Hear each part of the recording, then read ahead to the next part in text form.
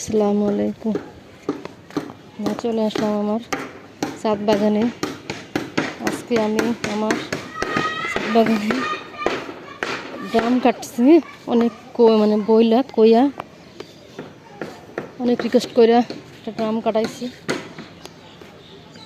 এই জায়গায় একটা বাস্কেট ছিল, ওই বাস্কেটটার মধ্যে মাটি ছিল। এই যে বাস্কেটটা, এই বাস্কেটে মাটি ছিল। তারপরে এক ব্যাগ গোবর সার আনাইয়া এই দুদিন ধরে আমরা রোদ্রে শুকাইয়া মাটি নিস্কার কইরা বাইরে গুঁড়ো কইরা তারপরে এই ড্রামে দিছি। ড্রাম কাইটে আমাদের গ্রাইন্ডিং মেশিন আছে, মেশিন দিয়ে কাইটে সবজি পচানো সব দিয়ে এগুলো গুঁড়ো করে ড্রামে দিছি। এখন এই জায়গার মাটিটা খালি হয়ে গেছে। আরেকটা ড্রাম কাটতে বলছিলাম, কাটে নাই। বলছে যে তোমার একটা টাঙ্কি কিনে দিয়ে এই ড্রাম দুইটা কাটতে 4টে বানিয়ে দেবানি, তাহলে গাছ লাগাতে পারবা। আচ্ছা, এই ড্রাম দুটো কাটলে 4টে হবে, মানে ছোটো ছোটো হবে, 4টে হবে। এই মুখ কাটা যদি আটকাই দিয়ে এমনি মাঝখান থেকে কাটলে দূরে দূরে 4টে হবে। এই জন্য ওই ড্রামটা কাটে নাই। দোকানে নিয়ে যাবে। তেল আবার যদি ধরুন লাগে, যদি তেল বেচতি। এই যে আমার সিম গাছ উঠে গেছে মাশাআল্লাহ। পানি দিতে আসছিলাম, আর দেখেন কি পরিষ্কার। আমার কদু গাছ কেটে ফেলাই দিছি, ফেলাই দিয়ে ঝাড়ু দিয়ে পরিষ্কার করছি।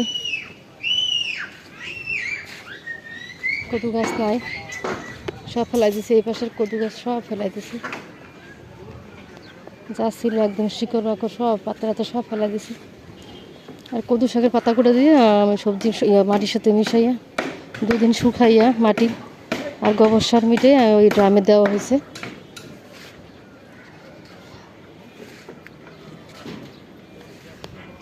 পাশে বিল্ডিং করা হইতেছে, ছাদ দেব, কারণ ছাদ ঢালাই দেওয়া হবে পাশের বাড়ি।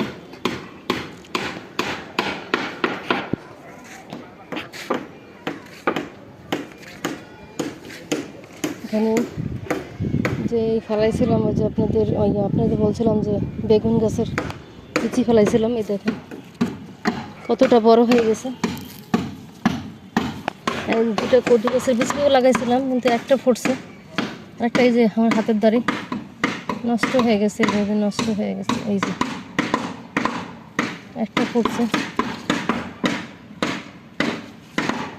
মাশাআল্লাহ। বেগুন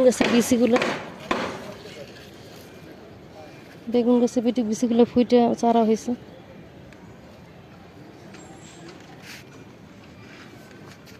আর দেখেন কি পরিমাণ ফুল আসছে।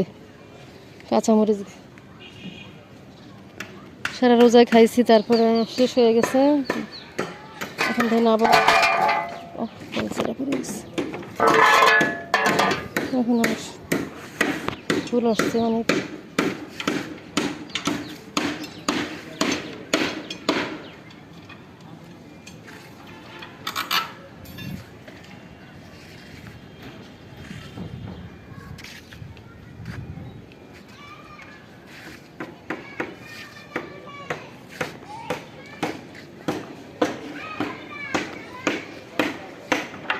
মালঞ্চের শাক হয়েছে, মালঞ্চ না এলঞ্চ জানি না কোনটা বলে, দুইটাই তো নাম। কিভাবে হয়েছে আগাছা,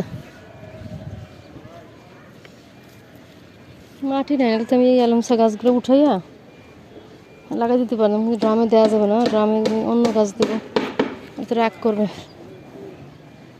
দেখো কি সুন্দর হয়েছে একদম তরতাজা, একাই হয়েছে। হয়তো মাটিতে বীজ ছিল, পানি দিতে উঠছিলাম। আর দেখেন কত বড় ছাদটা, কত বড় হয়েছে জায়গাটা। এখানে ফেলাই দিছি কেটে। কদু গাছ পুরন গাছ, 6-7 মাস হয়ে গেছে। এখন আবার বিচি লাগাবো, এটা আবার হবে। আর দেখেন সজনা গাছ কাটার পরে দেখেন কত বড় হয়ে গেছে, আবার অনেক বড় হবে, ডালপালা অনেক বড় হবে। ওই একদম পাশের বাড়ি এগুলো বড় হইতেছে।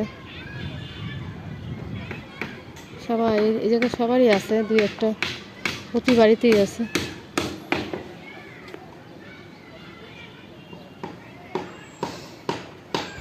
নারকেল গাছটা কেমন হয়ে গেছে, মানে কাটা হয় না, খালি নারকেল পাড়া হয়েছে, পরিষ্কার করা হয় না।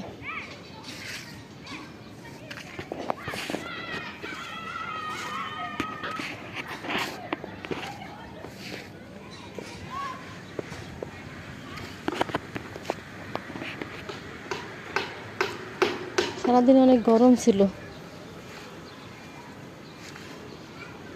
আর একটা ড্রাম কাটলে আমার ওই এই যে ছোটো ছোটো ওইগুলা ভাঙাচোরা, ওই যে বালতিতে সব উঠাইয়া মাটিগুলো ড্রামে উঠে দিতাম সার দিয়া, তাহলে আমার সারটা আমার নষ্ট হতো না।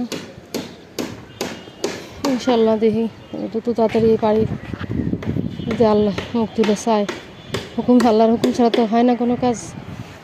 হুকুম না করলে, আল্লাহর হুকুম না করলে পাতাও পড়ে না, পাতাও বেরো না, গাছের পাতাও মানে ফোটে না, আর পাতাও পড়ে না আল্লাহর হুকুম ছাড়া।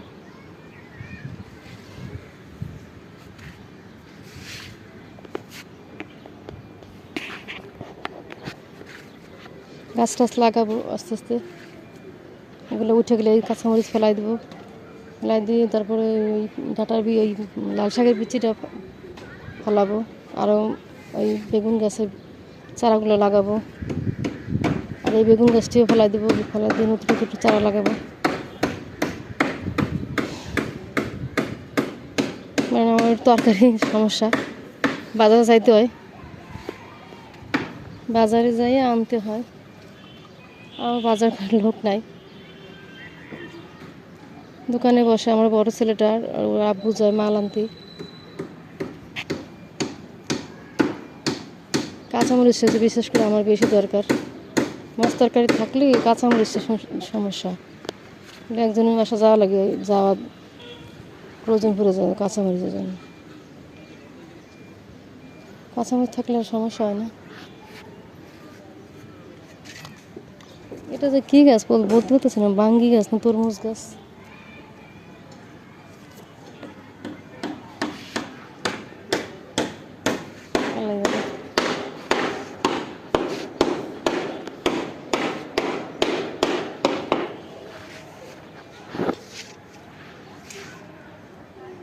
ওই কচু গাছগুলো সুন্দর হয়েছে, দেখুন কচু গাছের ভিতরে যে শিকড় বেড়েছে,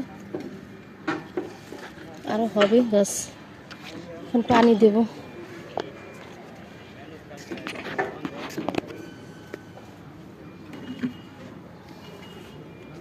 এখন পানি দেব, পানি দিতে উঠছিলাম, বললাম দেখাইছি ছাদগুলো পরিষ্কার করে ফেলাইছি, ড্রাম গাইটে যতটুকু পারছে ততটুকু পরিষ্কার করছে।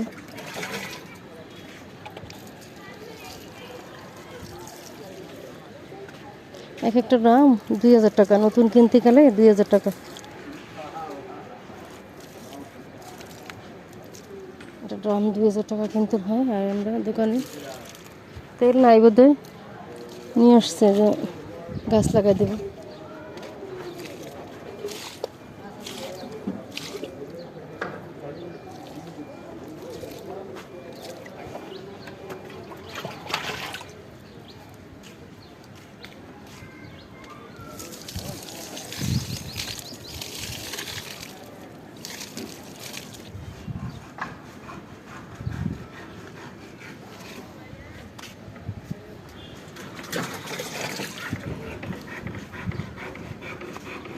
বেশি বেশি লাইক দিবেন, আর সবাই সুস্থ থাকবেন, ভালো থাকবেন, নামাজ কালাম করবেন সবাই, কারণ কে মারা যায়, প্রতিদিন একজন মারা যায়, মাইক দিয়ে বলে। নামাজ কালাম না করলে কি নিয়ে যাওয়া লাগবে কবরে। ভিডিওটি বড় হয়ে যেতেছে। আসসালামু আলাইকুম, সবাই সুস্থ থাকবেন, ভালো থাকবেন, এই দোয়াই করি। স্বামী সন্তান ছেলে মেয়ে শ্বশুর শাশুড়ি মা বাবা নিয়ে পরে বা সুস্থ থাকবেন সবাই। আল্লাহ হাফেজ।